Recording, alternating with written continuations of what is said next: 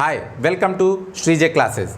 और आज मैं आप लोगों को बहुत ही इम्पॉर्टेंट यूज़ जो कि कम्युनिकेशन स्किल के लिए बहुत इम्पॉर्टेंट हैं, और यहाँ पे आप देख रहे हैं कि हैज़ टू, हैव टू और हैड टू और will have to, shall have to, ये तीन कंडीशन जो हैं उन्हें आपको समझना है।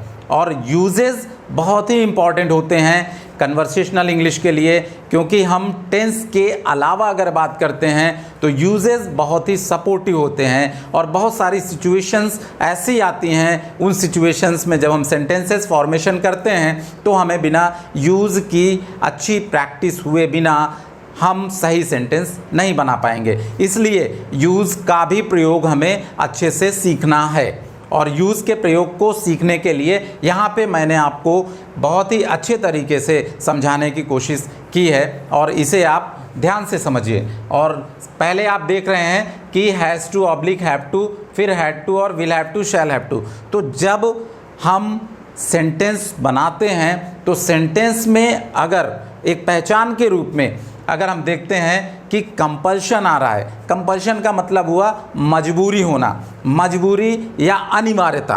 तो जब भी सेंटेंस में मजबूरी या अनिवार्यता की सिचुएशन आती है तो उस कंडीशन में हम प्रेजेंट का केस अगर बनता है तो हैज़ टू या हैव टू का प्रयोग करते हैं। सिंगुलर सब्जेक्ट के साथ हैज़ टू और प्लूरल के साथ हैव टू।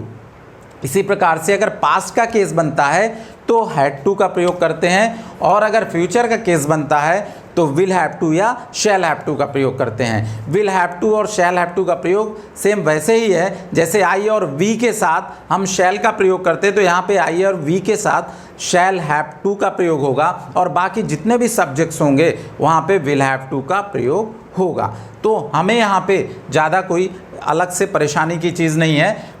यहाँ पे समझना ये है कि हम जब सेंटेंस फॉर्मेशन के केस में इनका प्रयोग लाएंगे तो किस सिचुएशन में लाएंगे, वो सिचुएशन यहाँ पे क्लियर दी हुई है। ये हिंदी सेंटेंस के माध्यम से भी आप इसको समझ सकते हैं कि लास्ट में अगर पढ़ता है किस का वर्ड आता है, या इसी सेंटेंस को इस प्रकार से भी बनाया जा सकता है, मुझे क्रिकेट खेलना है और मुझे क्रिकेट खेलना पड़ता है। तो ऐसे केस में आप देख रहे हैं कि प्रेजेंट की कंडीशन आ रही है, और प्रेजेंट की कंडीशन में आप इसको जब ट्रांसलेट करेंगे तो ये बनता है I have to play cricket. और सेम इसी को हम आगे बढ़ाते हैं। यहाँ पे एग्जाम्पल नंबर 2 के रूप में जो दिया गया है, ये एग्जाम्पल नंबर 1 था, I have to play cricket. देख रहे हैं यहाँ पे हैज़ टू और हैव टू के प्रयोग आ रहे हैं, हैज़ टू सिंगुलर सब्जेक्ट के साथ और हैव टू प्लूरल सब्जेक्ट के साथ। तो यहाँ पे आई है तो आई के साथ हैव टू का प्रयोग हुआ। फिर हम दूसरा एग्जाम्पल लेते हैं। दूसरे एग्जाम्पल में we had to stay at home in lockdown, we had to stay at home in lockdown. तो यहाँ पे आप देख रहे हैं कि हैड टू का प्रयोग आ रहा है, ये पास्ट के केस में आएगा। हैड टू जब भी आएगा पास्ट के केस में आएगा, लेकिन कंपल्शन जरूर रहेगा। और तीसरा आपका एग्जाम्पल है everyone will have to follow social distancing due to corona virus. तो ये सेंटेंस में आप देख रहे हैं कि विल हैव टू यहाँ पे दिया गया है, और विल हैव टू का प्रयोग आपका यहाँ पे आ रहा है क्योंकि यहाँ पे भी कंपल्शन है। और कंपल्शन का केस जब भी आता है तो वहाँ पे हम प्रेजेंट का केस है तो हैज़ टू या हैव टू में सेलेक्ट करते हैं, और पास्ट का केस है तो हैड टू, और फ्यूचर का केस है तो विल हैव टू या शैल हैव टू का केस, शैल हैव टू में हम क्लियर करते हैं। तो यहाँ पे आप देख रहे हैं कि 3 एग्जाम्पल के माध्यम से ये चीज़ बड़े अच्छे तरीके से क्लियर कर दी गई है। और जब भी हम ऐसे सेंटेंसेस मेकअप करते हैं तो वहाँ पे हम इन्हीं यूजेस का, इसी स्ट्रक्चर्स का इस्तेमाल करते हैं। और फिर हम अगला एक यूज़ और जल्दी से देखते हैं, क्योंकि इसके साथ में ये यूज़ आप जब भी देखेंगे तो ये यूज़ भी बहुत इम्पॉर्टेंट है, और स्पेशली कन्वर्सेशनल इंग्लिश के लिए बहुत मायने रखता है। क्योंकि कई बार जब हम बातचीत करते हैं तो उस दौरान ऐसे सेंटेंसेस का प्रयोग होता है।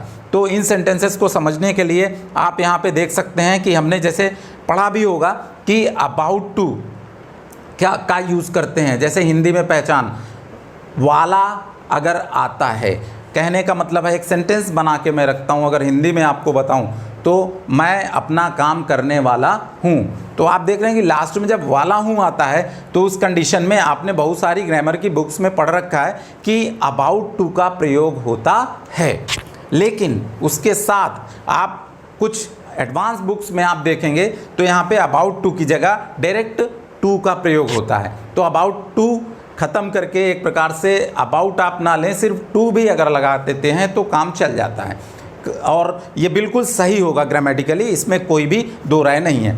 लेकिन यहाँ पे एक चीज़ आपको ध्यान देने वाली है कि जो पहचान है वो पहचान आपको क्लियर होनी चाहिए, और इस पहचान के केस में मैंने इसीलिए हिंदी में आपको क्लियर किया, और इंग्लिश में जब भी आप यूज़ करेंगे तो यहाँ पे किस प्रकार से यूज़ होगा ये ध्यान देने की चीज़ है। अगर प्रेजेंट का केस है तो वही चीज़ हेल्पिंग वर्ब के रूप में इज एम आर आएगी, और उसके बाद जो आपका वर्ब होगा वर्ब के पहले टू का प्रयोग हमेशा होगा। यही चीज़ आपको अगर पास्ट के केस में है तो वॉज और वर आपके दो हेल्पिंग वर्ब होंगे जो आपके उसी प्रकार से लगेंगे जो सिंगुलर के साथ वॉज और प्लूरल के साथ वर, और आई के साथ भी वॉज लगता है। तो यहाँ पे आप देख रहे हैं कि students were to play game, तो यहाँ पे आप पास्ट के केस में इसका प्रयोग देख रहे हैं कि यहाँ पे हेल्पिंग वर्ब वर का प्रयोग और वर्ब जो लगी है वर्ब के पहले टू का प्रयोग आ रहा है, तो वर्ब के पहले हमेशा टू आएगी। यही विशेष बात है जो समझने की ज़रूरत है। और तीसरा सेंटेंस एग्जाम्पल के रूप में है meeting will be to start. तो अब आप देख रहे हैं कि अबाउट टू का प्रयोग जो आप पहले करते थे, अब यहाँ पे अबाउट टू की जगह सिर्फ टू का इस्तेमाल करके आपका काम चल जाएगा, और चलेगा ही नहीं दौड़ेगा, और यही मार्केट में यूज़ होता है। तो आप भी इन दो प्रयोगों को, इन दो यूज़ को अच्छे से ले करके अगर प्रैक्टिस कर लेते हैं, इस पे सेंटेंस प्रैक्टिस कर लेते हैं, तो ये आपके लिए बहुत ही अच्छा सहयोग करेंगे, बहुत ही हेल्पफुल होंगे आपके लिए। और जब भी आप कन्वर्सेशनल इंग्लिश में बात अपनी रखना चाहेंगे तो ऐसे यूजेस आएंगे, कॉमनली है, तो वहाँ पे आप बड़ी आसानी से सेंटेंसेस बना सकते हैं। तो आज के लिए इतना ही, और अगले वीडियो में मैं बहुत सारे और भी यूजेस लेके आ रहा हूँ जो कि बहुत ही इम्पॉर्टेंट है, और कन्वर्सेशनल इंग्लिश के लिहाज से आप देखेंगे कि उनका यूज़ हमें बहुत ही ज़्यादा ज़रूरत पड़ती है। और यहाँ पे इन दो यूजेस के अलावा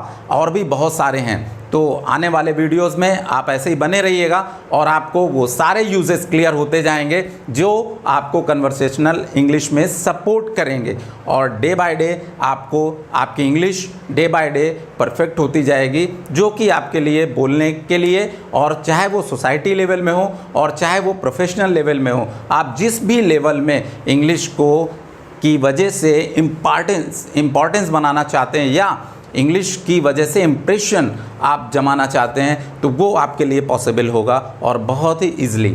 तो इसके लिए आपको अच्छा वर्कआउट करना है और साथ में प्रैक्टिस भी लेके चलना है, तो आप देखेंगे कि ये चीज़ आपके लिए बड़ा आसान हो जाएगी।